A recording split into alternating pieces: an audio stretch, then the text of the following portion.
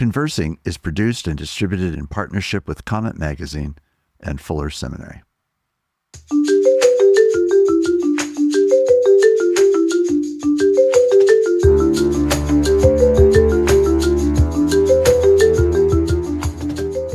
I'm Mark Labberton. Welcome to Conversing.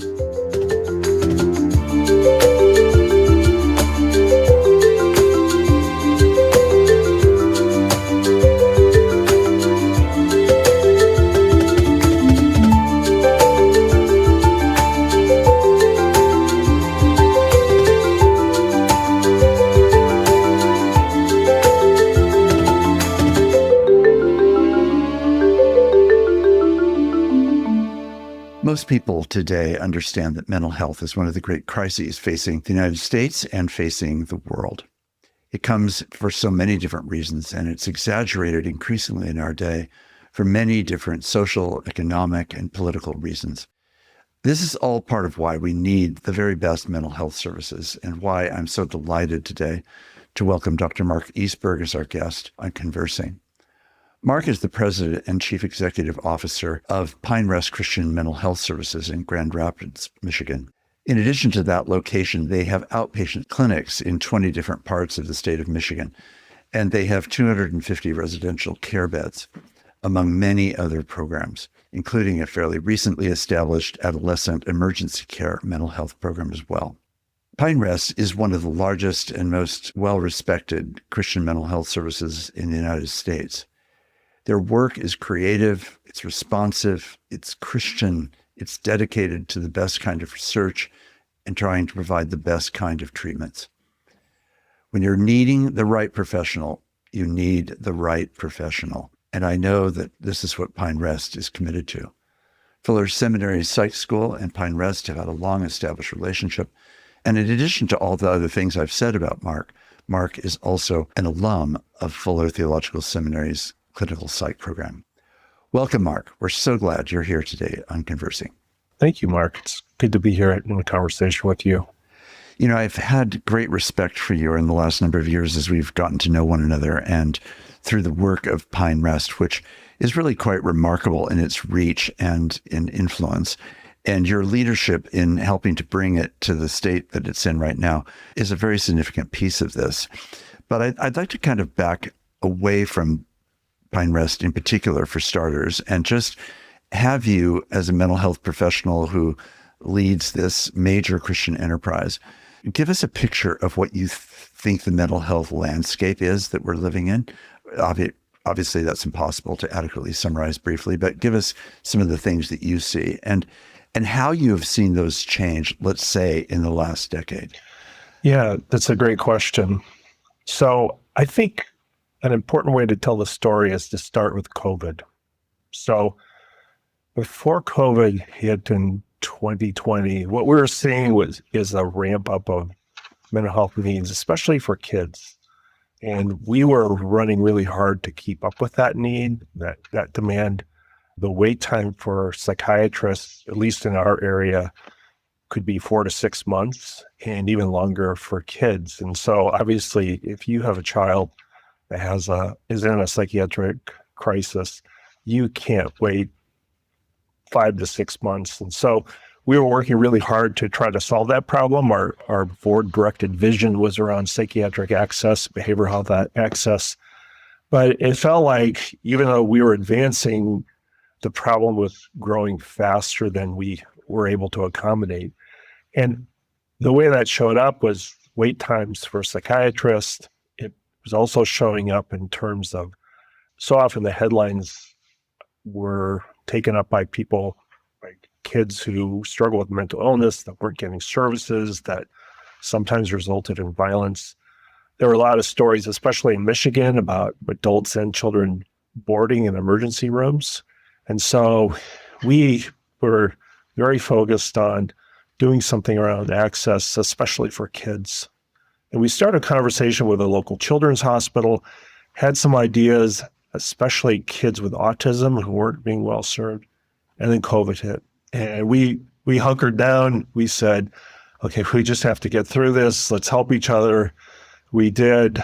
Our team did some research during this time. What is the mental impact of pandemics, or what's the impact of pandemics on mental health, and saw globally, when there's a pandemic, there's this aftermath of mental health challenges.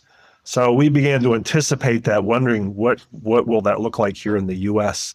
Yes. And then as the COVID viral load dropped, we saw this unfortunately expected surge of mental health needs really across the board, adults, but especially kids, especially adolescents. And the losses with COVID that have to do with just the disruption of their lives, the losses that they experience, both loss of family and friends, in some cases, loss of time with peers for those 2 years where there was a pretty strong lockdown here in Michigan. And then an intense focus then on kids online, whether it be in classes or their friendships were online, lots of time in front of screens. We just saw this surge of mental health challenges. And I think that's been the story around the country, because I've surveyed other places in the country. Therapists are full. There are wait times. There's not enough services in many cases. And the teachers who are my friends that I know are saying, yeah, the kids that we see, it seems like they've lost a couple of years socially, and in terms of developing the resiliency of being out in the community. So that caused us to respond, to work on a pediatric center of behavioral health, which we can talk about at some point. But so into that high demand, what we've also seen is kind of a flow of investment capital. People see an opportunity, there's a lot of need. And so we're seeing the emergence of online services, online therapy services, telepsychiatry, some digital health focused on mental health, and actually a pretty significant growth in terms of therapy training programs. So while the need is up, we also see this new sort of market change in terms of people seeing an opportunity to serve and make money in this space. And especially online. You're right. Right. So drilling in a little bit on what you were seeing with children, what would be some of the categories of diagnoses that began to surge within that broader mental health concern? I'm sure there's all sorts of ways that this manifested itself, but were there certain nodes of diagnoses that particularly surged? Yeah, a lot of anxiety, Mark. When a kid hasn't been to school for a couple of years, the idea of going back to school can seem really overwhelming. And again, being sort of out of the back and forth of in-person. Mm-hmm. I was at a clinic recently, and one of the phenomena that is showing up is kids, adolescents even, they don't want to talk on the phone. If they need to cancel an appointment, if they can't do it online, they'll get another adult to make the call, because that call is so intimidating even to leave a message. So there's this sort of sense of diminished resiliency perhaps among some kids, because they have come behind. And what we've seen too is an increase on our inpatient side. So these are kids who are coming into the hospital because they're a danger to themselves or others, just a higher level of acuity or aggression toward others, self-harm. That's always been there. That's been the criteria for hospitalization, but more intense levels of that. I was meeting with a child psychiatrist that works for us just this morning. He said, the post-COVID world, everything seems to have become more intense, and fueled by social media in many cases, fueled by the legalization of marijuana in our area. Our therapists are saying that's really pouring kerosene on some of the mental health challenges as well. Now, Pine Rest, because it is this multi-service providing agency, also interacts, of course, with adults. And so what did you find as the kind of child and adolescent mental health crisis was emerging? Were you seeing the same kind of thing in a parallel way among adults, or how would you describe the correlation? Yeah, we were.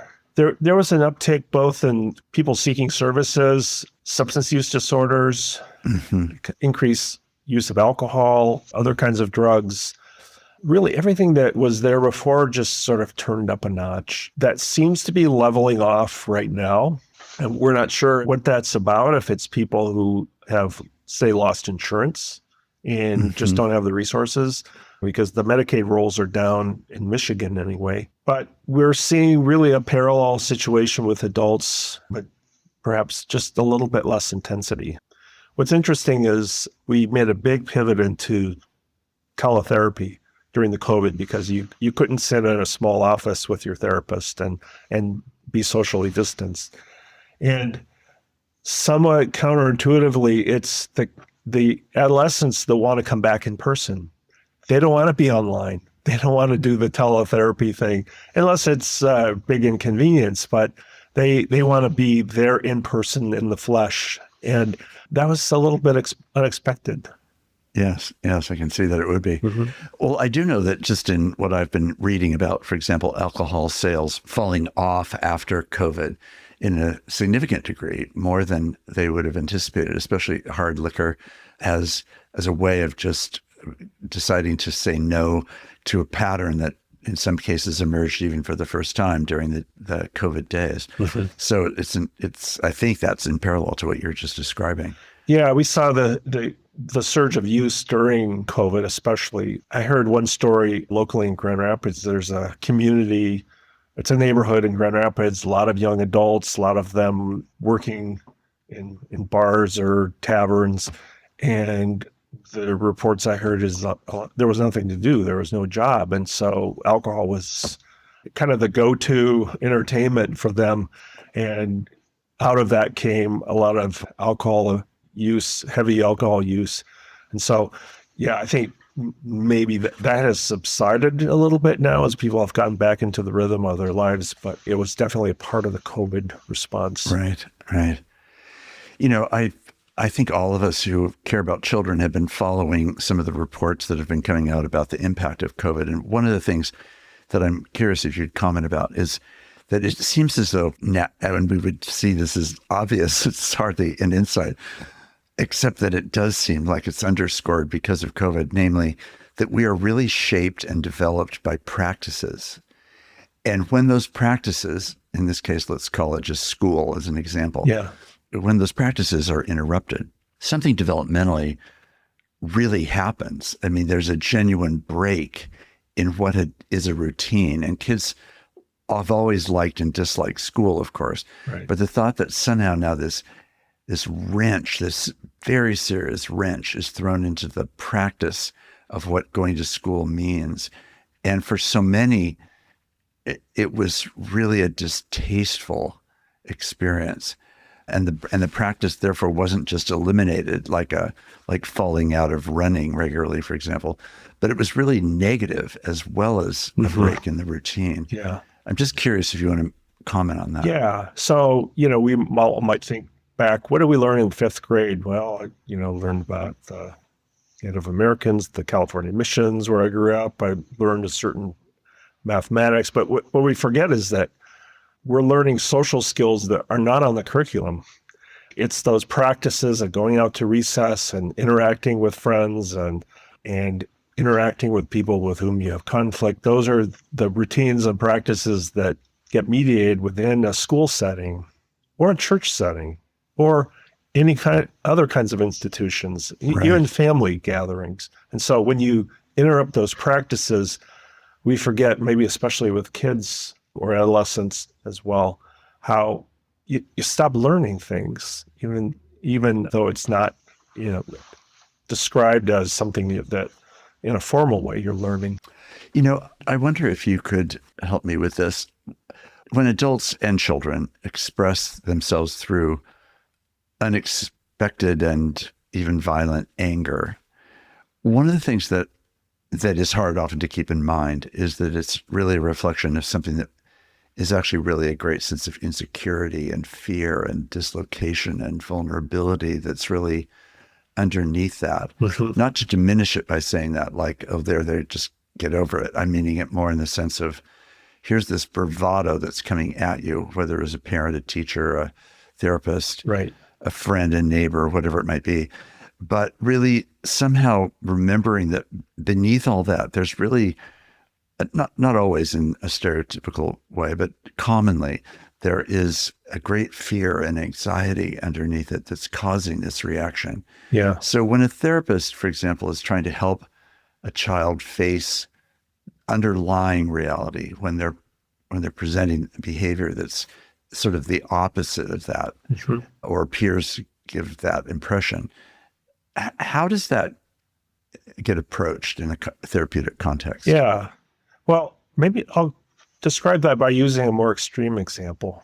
So we have a program here at Pine Rest. It's for adolescents who have been in the foster care system, and more specifically for adolescents who have not been successful in this foster care system and who have, in some cases, spent years in state psychiatric hospitals.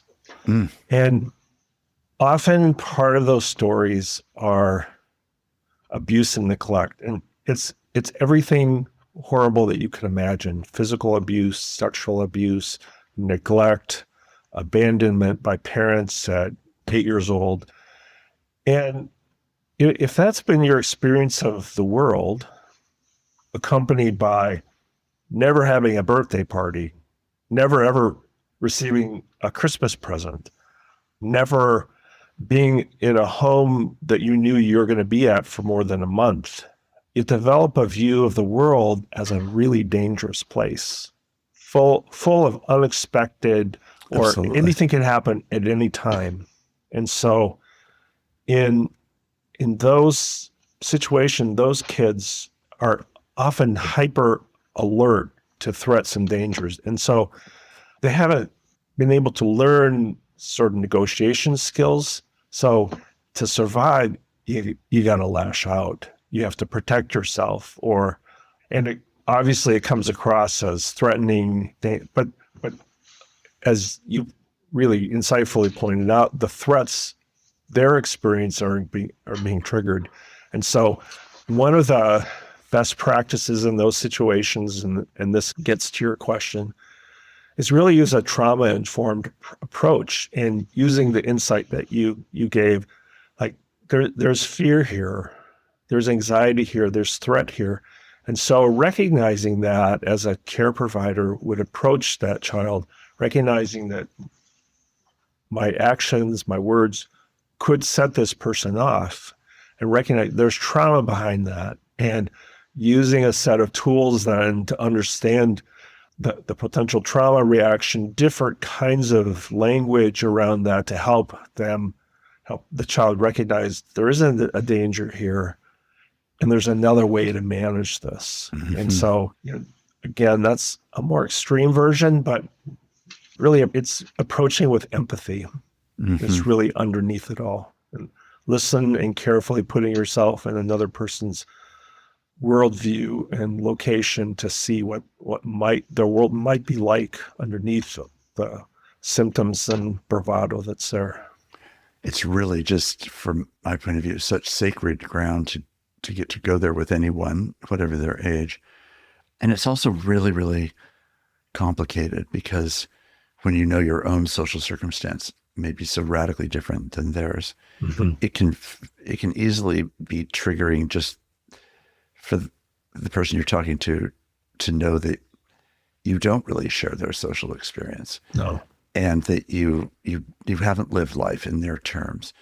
And to me, it gets right at that raw nerve of human vulnerability, mutual mm-hmm. vulnerability. The therapist, to express such empathy, has to themselves be prepared to manifest their own vulnerability to the person who has their own underlying vulnerabilities for the reasons you've just starkly expressed. Right. What observation do you have about that?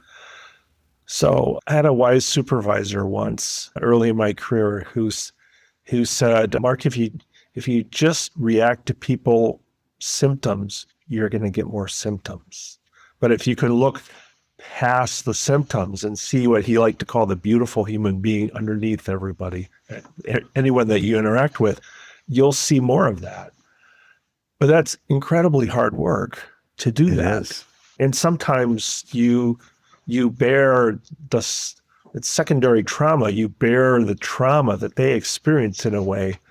But I'm really convinced that that bit of insight, that bit of deep empathy, being able to look for what I would call the image of God in each person is really the path toward healing. But it's really hard work. It's sacrificial work, sacrificial empathy, because it's so easy for us to just react to the behavior that's there, the comments that are there, the insults that are there, even the physical assaults that are there. We're all human, we react. Mm-hmm. And so to persistently look past that and to see the person it's a great challenge, but I think doing that results in what I like to call healing moments, as people feel heard and understood and listened to. And I think those healing moments, and I tell our team all the time, we're in the healing moments business. That's what we do. Everything we do is to support those healing moments. And I think those healing moments are the building blocks of the kingdom of God, just like atoms are the building blocks of the material world. It builds up healing and hope and community. So is that one of the key things that defines, quote, an approach to the use of psychology in responding to human need as a Christian vocation, as a Christian way of doing therapy? Is it what you've just described? And if it is, make those connections. And then if it's that and more, what are the other elements? Yeah. So my thinking has really grown over the last, I've been out, I was a Fuller graduate. I am a Fuller graduate, and I've been here at Pine Rest since my internship at Fuller.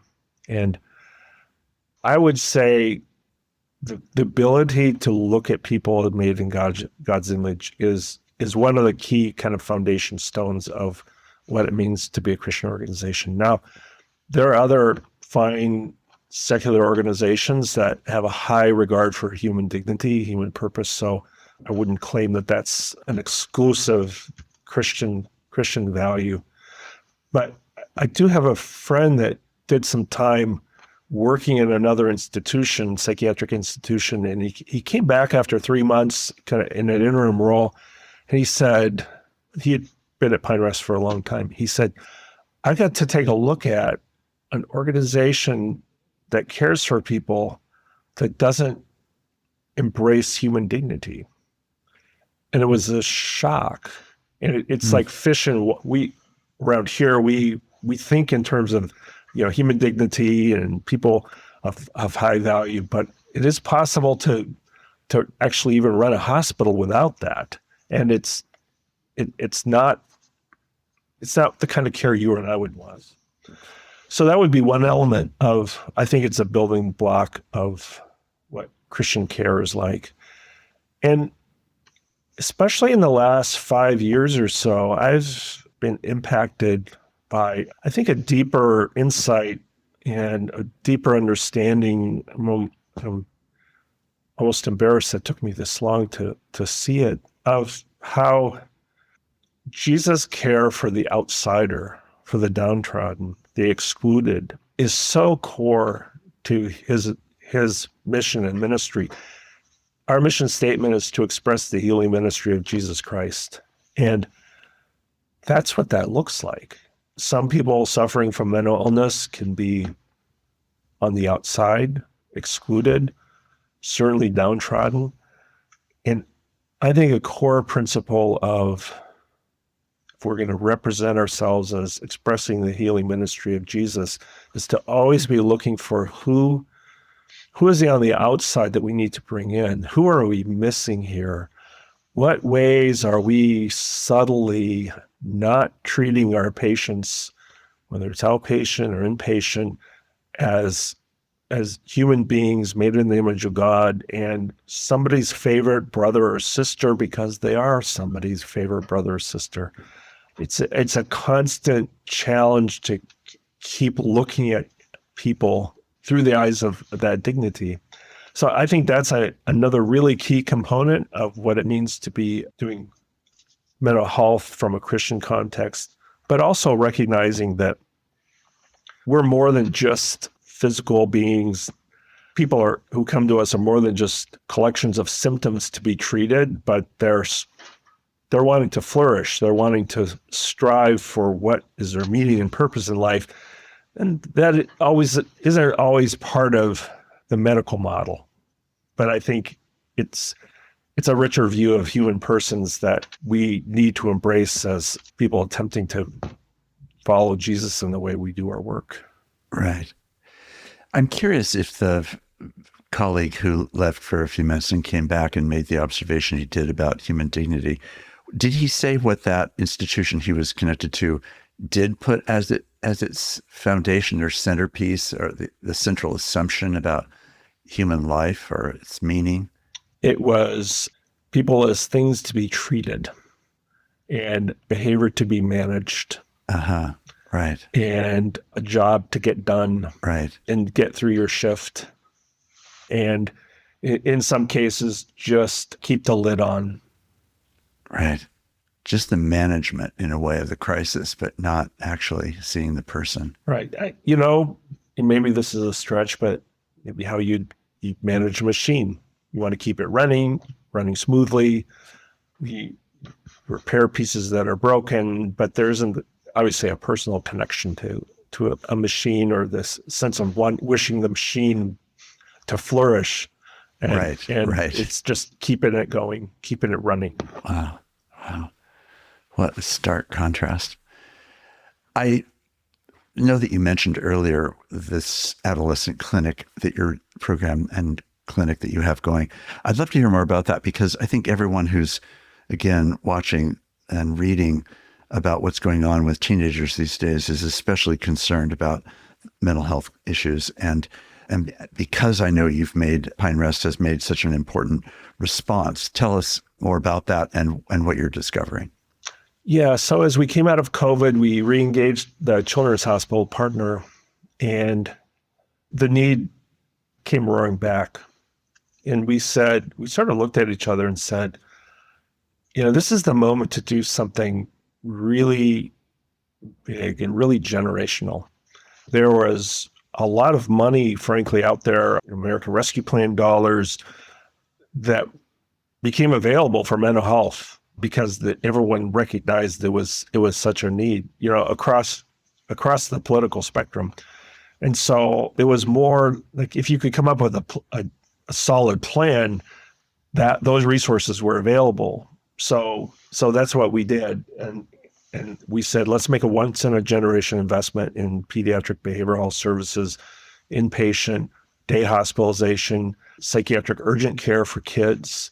Let's make it a statewide program that can serve the whole state of Michigan and beyond. Some specialty clinics that for services that really aren't available now.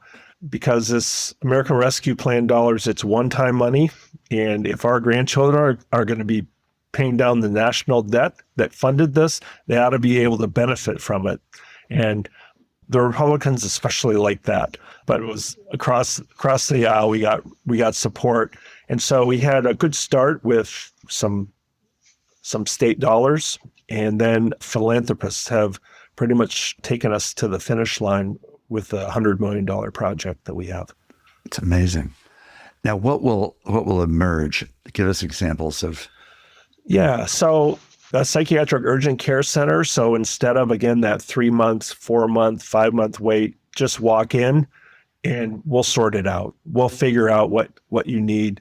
Instead of needing to go to the emergency room and sometimes getting boarded for days, just come in and we'll probably have what you need. There'll be a specialty unit for kids with autistic spectrum disorders who typically don't do well in a children's hospital and don't do well in even our usual traditional psychiatric unit where there's group therapies and it's highly verbal. There'll be a special unit for those kids that will help them to get to the next level of care. Depression clinic, anxiety clinic, where we can really focus and specialize on those. We have started eating disorders day program. Our goal is to start a lot of programs early. And so when we move into the new building, it'll be full the first day and we won't need to ramp up. Wow. Wow, wow, wow, wow, wow. How has this been received across the state of Michigan? I know your particular work is focused in this way, but how has it been received more broadly? Really positive. It's probably one of the easiest things to go to the community and ask for. Can you support us? We have a plan, because everyone has a story, right? I have stories in my own family, and state legislators were saying, well, I wish this was around when my son or daughter needed this, or I have a nephew that could. I wish this was here now. It's so universal in what mental health, how it touches all of our lives. And so it was, we just had to present it, and people got the vision really quickly. So that was really encouraging. It felt like the community was really coming together around this project. Right. Well, congratulations on being a key leader in that, but also thank God for all the resources, private and public, that were available to make all this really happen. I'm so aware in many areas of social need that the question of ongoing funding is one of the big dilemmas, and things get started, wonderful initiatives are taken, and then it's very hard to sustain. Right. So how will that actually work out in this case? Who will sustain this financially? Will it be philanthropists, or will it be insurance companies? Right. I'm sure it's a matrix of many things. You're right. So this actually gets back into our heritage at Pine Rest. So we were started by the Dutch Reformed immigrant community. And if you know anything about that community, at least in West Michigan, they're fiscally conservative. And the standard for us as nonprofit leaders at Pine Rest has been, you got to break even on operations. You can't fundraise to keep the lights on.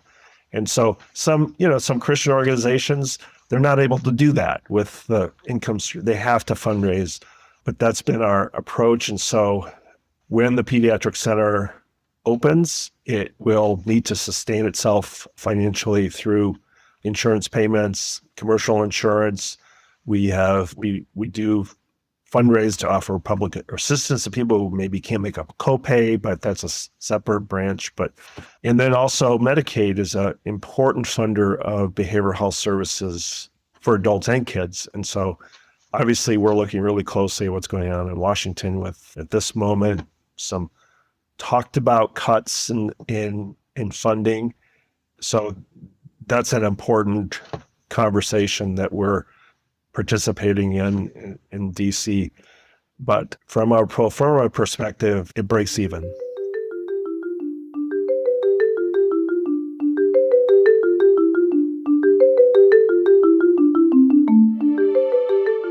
I'm Mark Labberton. Thanks for listening with me.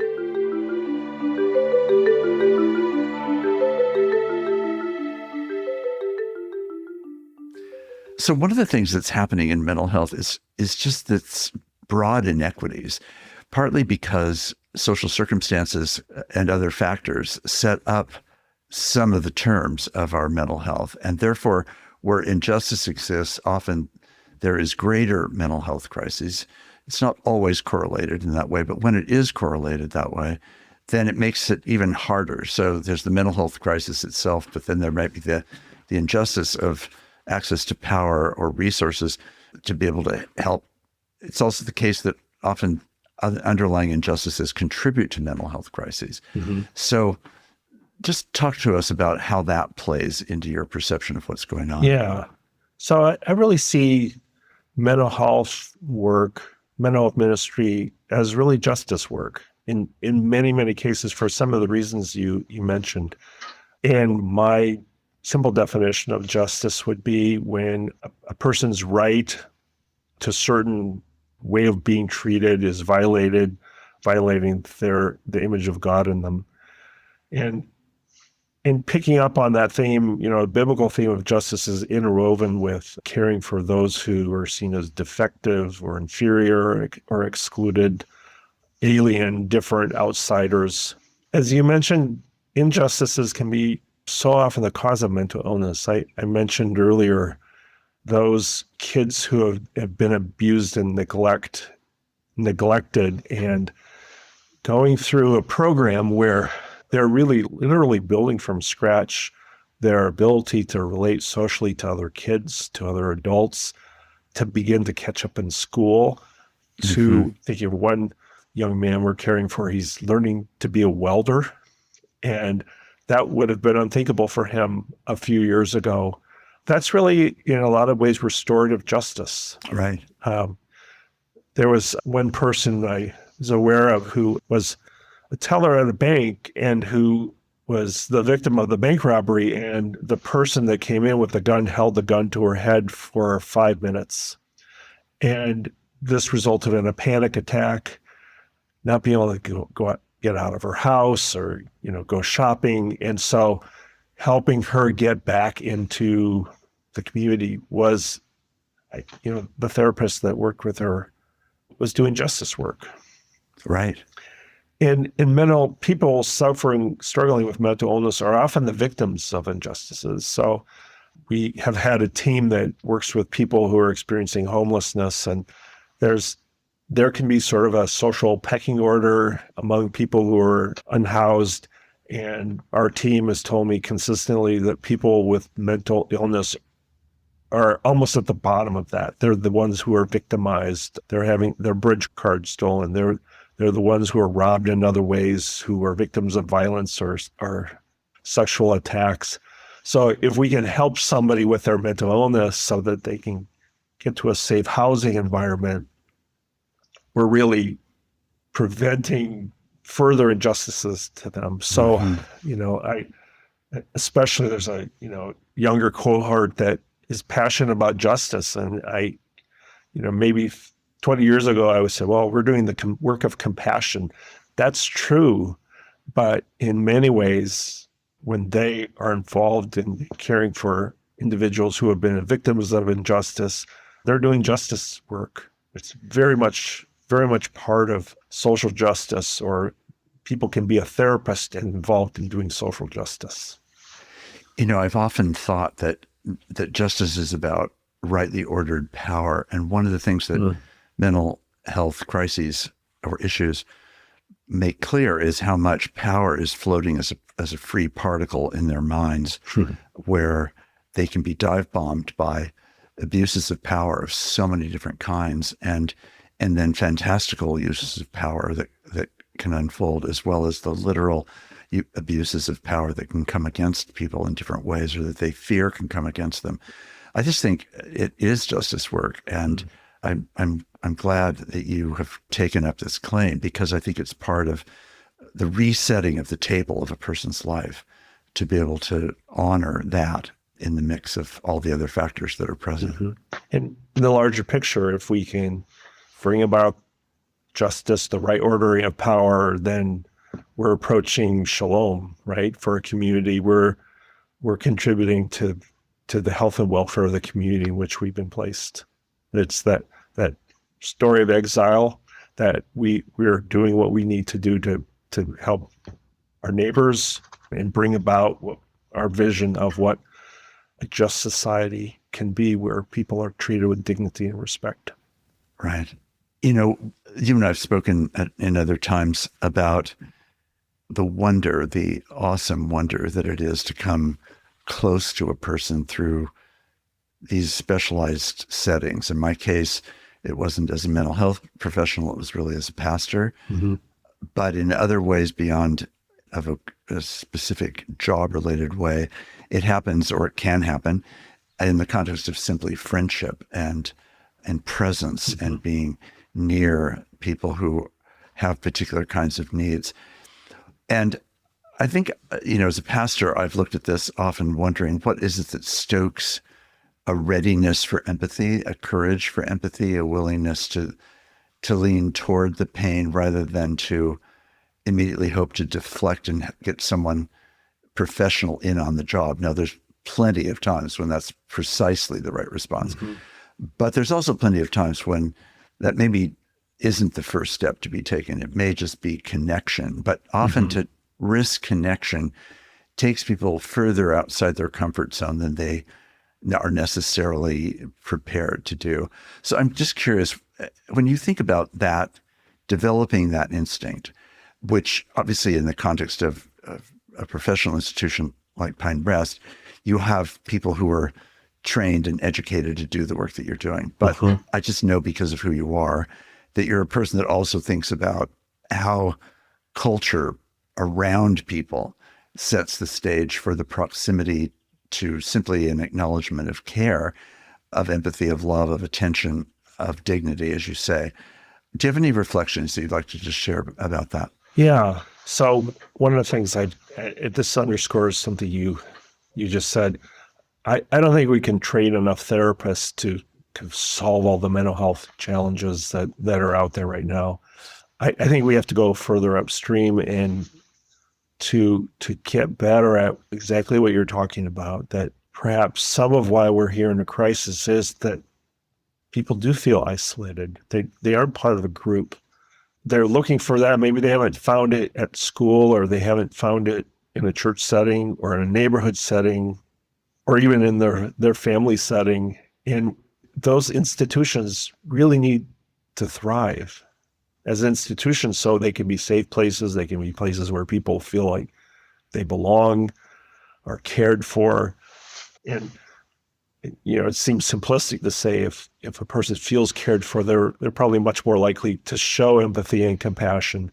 But that involves those healthy institutions, I think. I mean, my first, deeper friendships came in the context of a church youth group, and where I felt like I belonged, and I had people that cared about me. I had adults in the church that cared about me.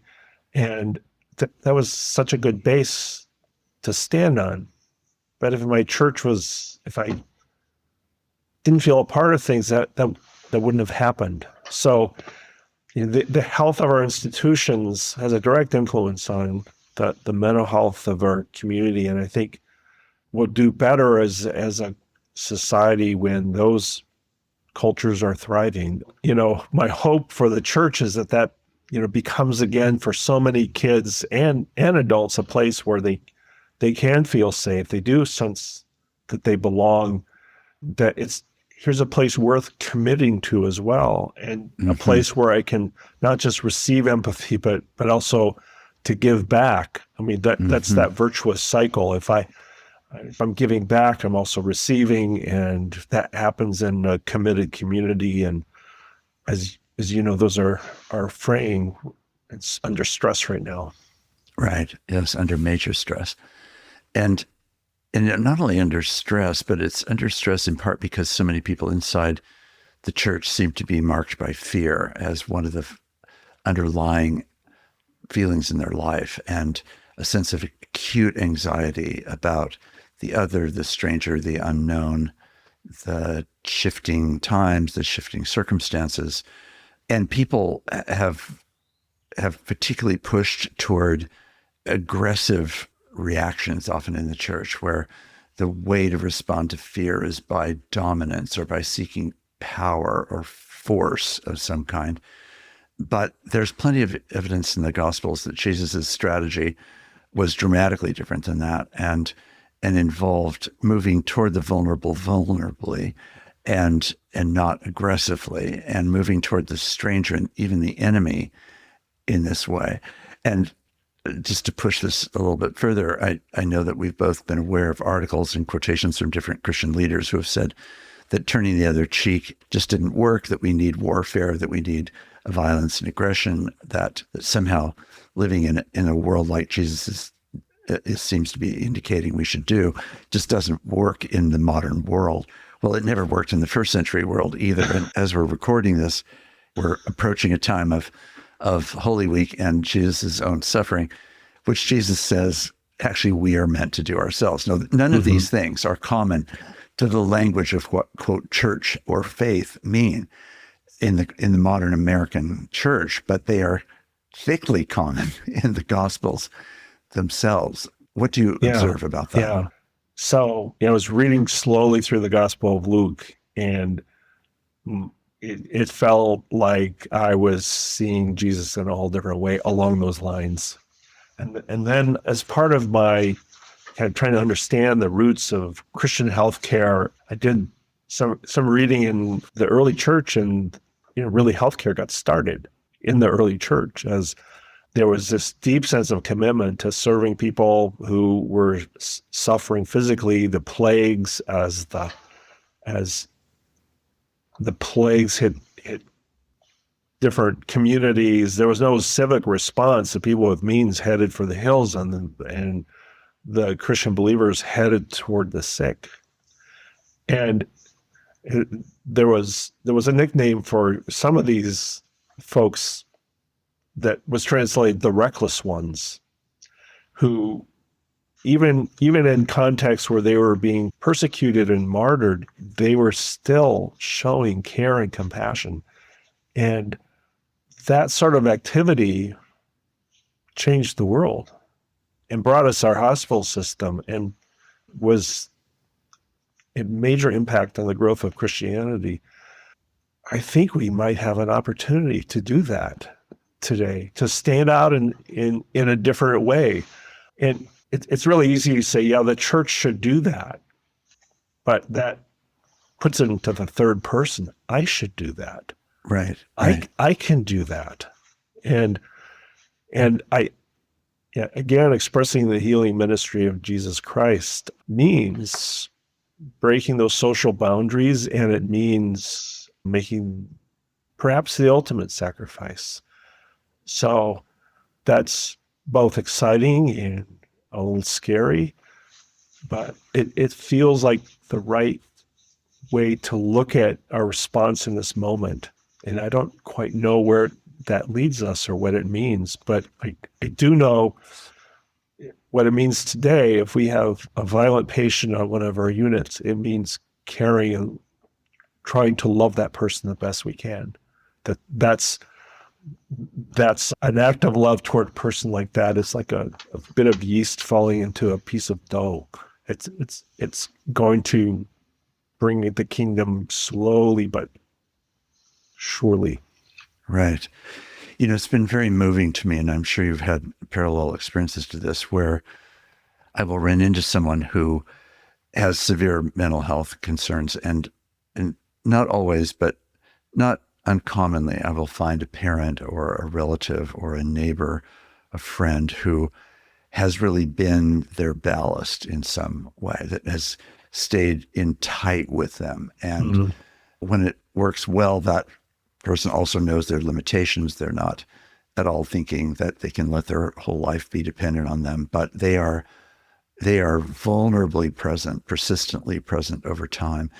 And when that can then be added to the use of professional care or institutional care in some way or another, it can make it an amazing difference. But when I have had, as I have in some cases, the opportunity to talk to that person who pursued the friend or the relative, I'm just silenced really by the story of what that has cost them, and how moving it is to hear the simplicity often and profundity of their commitment. I mean, it's not something they had to think about.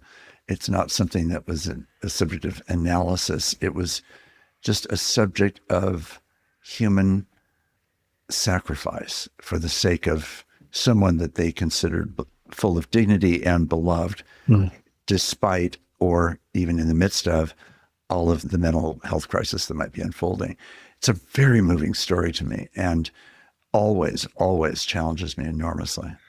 That's such a great insight. And an example of that is I can think of a particular situation where, because of the disease of schizophrenia, that those symptoms actually resulted in a lot of paranoia toward the people that loved them the most. And even to the point of planning violence, and was completely out of character for the person with the disease, but also this loving family. And yet, when somebody's making death threats against you and say, no, we're going to get you help, we're going to get you care, it's the bounds of grace and love and care. It's I think that's what your amazement is, and that's my amazement, when people can keep loving in the face of great hostility. Right. Yeah.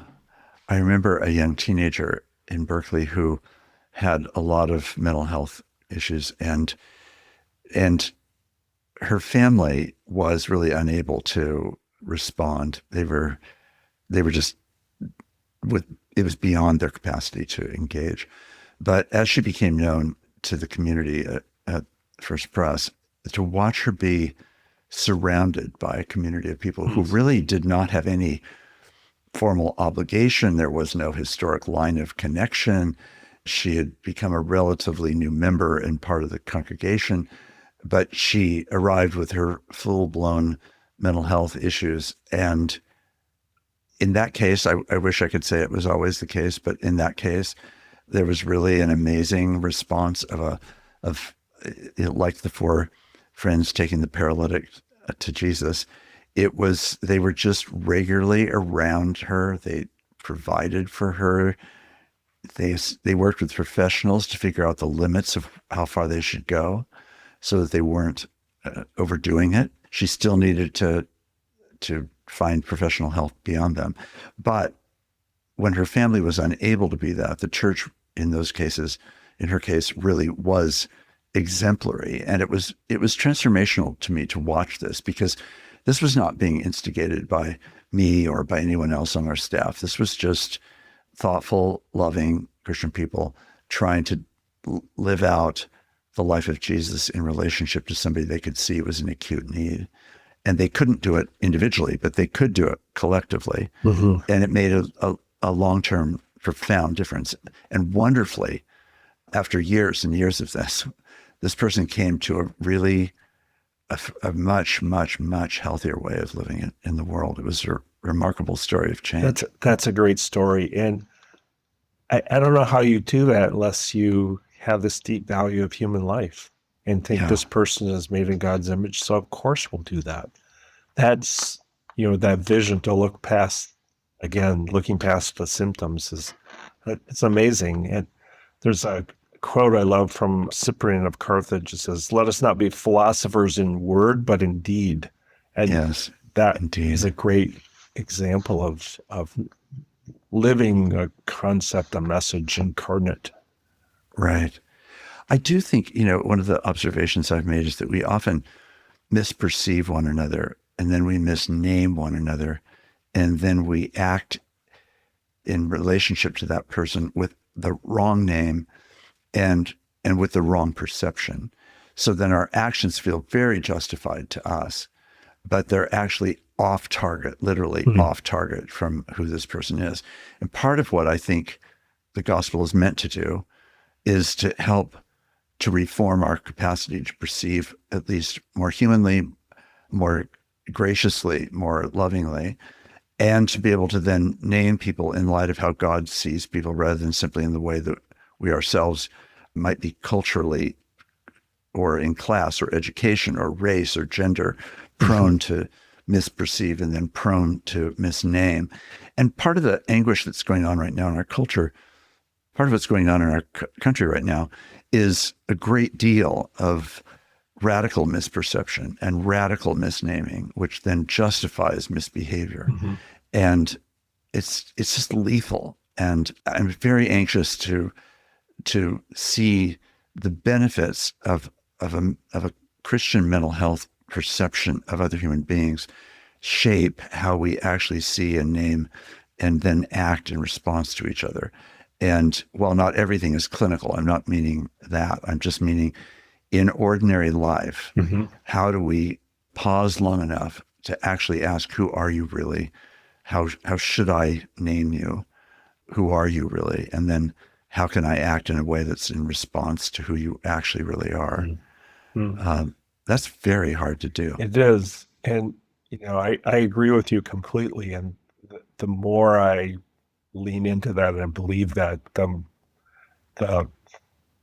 more deficits I find in the way I look at people and how I categorize people and judge people. And it seems the closer I come to believing that, the further away I seem to be able to do that, or my deficits get into sharper focus. If I could ask you a question, I mean, you have contacts really all over the world who are living a great political turmoil, who are on the front lines of cultural conversations, who are doing ministry work in various really difficult situations, really globally. What are you seeing around, I guess mental health might be, you can go beyond mental health, but how people are reacting personally and responding? What are you seeing both as ways that aren't perhaps so healthy, or especially ways that they're responding to give you a sense of hope? Well, I do think one of the differences is that I think for many people in our own country, particularly people who are already at the margins, whether it's economic or racial or something else, and in people around the world, many, many, many people live and have lived, only know life as an experience of protracted trauma. Mm-hmm. So the trauma of today is noteworthy, but it's not defining in many places. It feels like it's more or less another version of the tyranny they've already experienced. And for the people who are Christians in such contexts, often one of the things that strikes me the most is that they just don't presume an entitlement or an expectation that life would really be different. Now, that's a sadness, I have to say. To me, that's a deep sadness. But it also both explains, again, back to the practice question, they have lots and lots and lots of practice of feeling as though they are unseen, misnamed, wrongly treated. So there may be times when violence comes near, when the cost of all of that is jacked up, but it's not a fundamentally different positioning. It's just a more heinous outcome. Mm-hmm. So I think I find in Christian people that have grown up in those settings a kind of resilience to the reality of evil and sin and human selfishness and power abuse. And sometimes that can look like passivity in a way that doesn't feel as though they're engaging it. But that's not my fundamental sense. My fundamental sense is there's a vigorous sense of engaging it, but it's because they understand that their life is utterly dependent on God. They're not thinking human institutions or organizations or governments or leaders will provide that. So they bury themselves in the best sense inside a Christian community where things can be redefined and intensely life-giving, and find in that strength that is about the providence and mercy of God, not about human agency, willfulness, political planning, all of that. And I find that a great challenge, right? I mean, even right now, as I think about people that are in my mind at different continents, different places of suffering, circumstances of life that I would find if I was suddenly planted in their world, inside their life, I would find their circumstances to be immediately overwhelming. Mm-hmm. They are not actually overwhelmed. They're candid, honest, clear about the challenge. But they also find that God is meeting them. So the hope that I find is the resiliency of a capacity to lean into suffering in a way that doesn't make them think that suffering equals God's abandonment. So many people I know around the world would never see suffering as a sign of God's departure from them. It's just, this is a normal human experience, and we meet God in suffering, of course, because that's where God meets us, right? Yeah. It's just, whereas we tend to have a church built on the presumption of avoiding suffering, and that God would never want me to suffer. And therefore, if there is any pain or suffering going on, then it must be that God has somehow abandoned me. Whereas a lot of global Christians I know will name the suffering, totally raw, plain, truth-telling, and God is meeting us in the middle of this time. That silences me for sure. There seems like there's so much to learn in that. So much. That's going to give me a lot to think about in the next few weeks. And I'm wondering how we can engage with that, so we can learn from people who have had probably a different level of maturity in that area and can have a lot to teach us. Well, exactly. And this is why I found such relationships so incredibly valuable because where there's enough trust that they're prepared to actually take you into their story, and where they're prepared to let you know how that price has been exacted from them and where they have found God in circumstances that I would have found, I think, it potentially impossible to have seen God.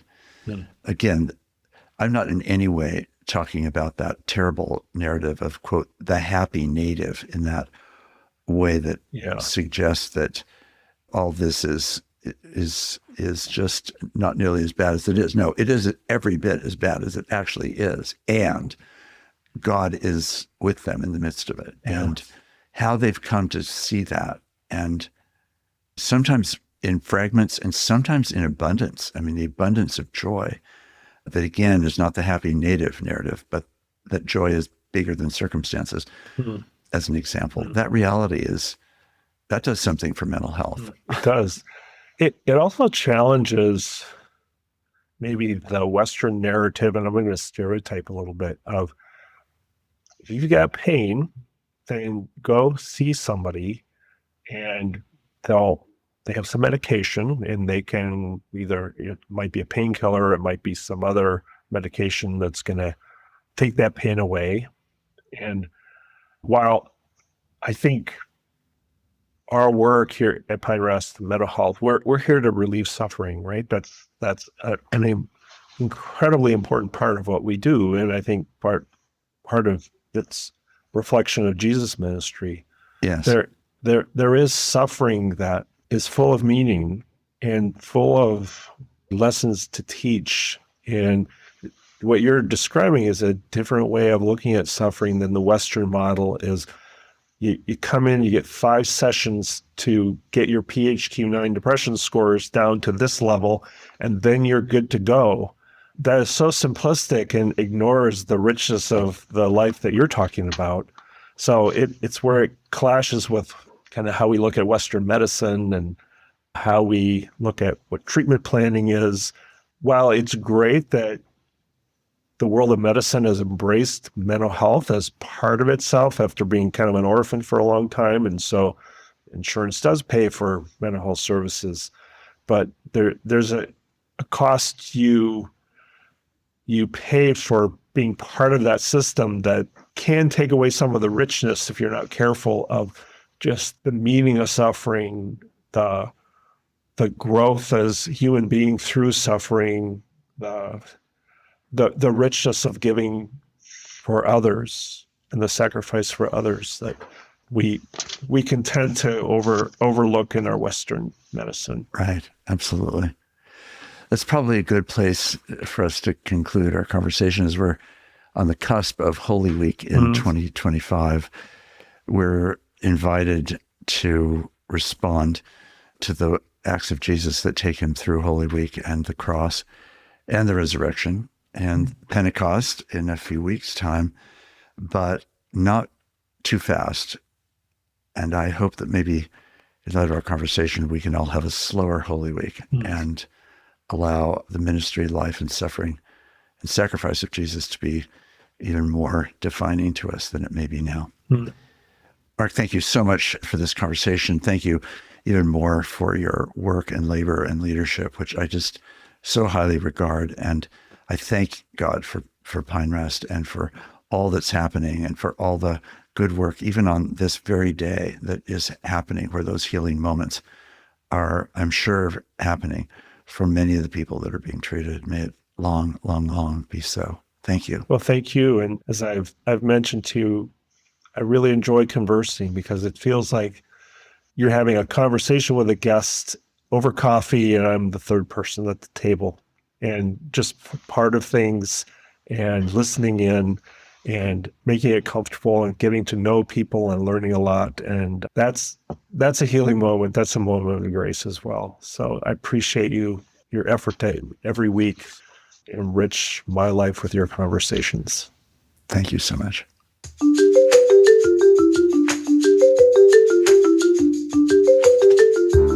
Conversing is produced and distributed in partnership with Comment Magazine and Fuller Seminary. Peter Labberton is our engineer and editor. Evan Rosa is our producer.